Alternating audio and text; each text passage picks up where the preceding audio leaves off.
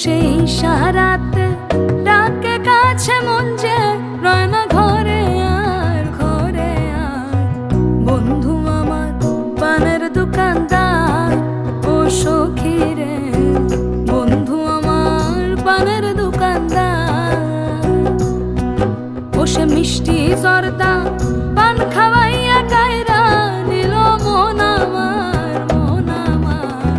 বন্ধু আমার পানের দোকানদার ও সখী রে, বন্ধু আমার পানের দোকানদার।